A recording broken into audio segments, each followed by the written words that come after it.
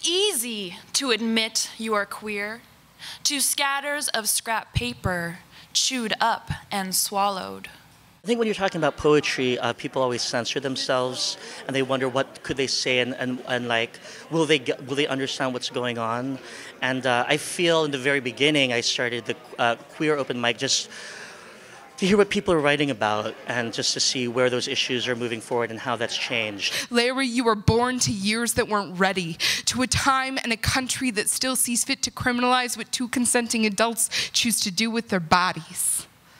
What's worst is that even with the 2020 of this hindsight, I would not ask that he do anything differently. Because for each too early epitaph, there are thousands of us buried under floorboards and hiding behind closet doors in an attempt to pass as bulletproof. A forum like this, it's important. It's important to have a voice. There's something interesting when a specific group of people get together. There's a different energy that's shared. This piece hints at who I am, but I never really come right out and say it, so I'm just going to do this piece because I like the hinting for myself. Pink tutus twirl like cotton candy in front of my Ferris wheel eyes, pointed toes, dressed and pressed in silk, point and flex in flashes of cherry and white. Ballerinas, confident in their stride, pull their bodies taut.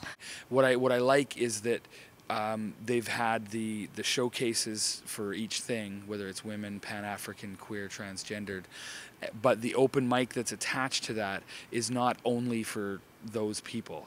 The open mic is for everybody, but what ends up happening is there ends up being a flavor of whatever that is that permeates through that, and to me that's a real nice dichotomy. If you stare at a dildo too long, it becomes alive. I think if I can make people laugh and cry, then they would have gotten who I am. And I just sort of write so that way people can make sense of, like, isn't this crazy? And isn't this funny? Like, is it me or you? And if we have that connection, then that's terrific. And I think people are afraid of poetry. They don't know what it is.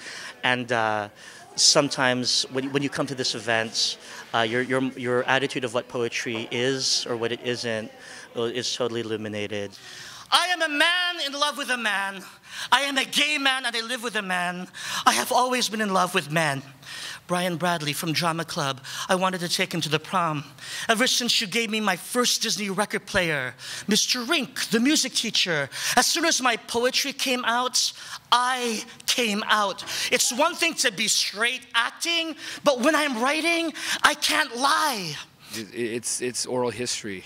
It's telling our stories, passing on what we do. Whether it's good or bad or different, it's an opportunity to say, for different people to tell their story, to say, here I am, and this is what I do, this is who I am, and it's okay to do that. Whatever you are, it's okay to be you.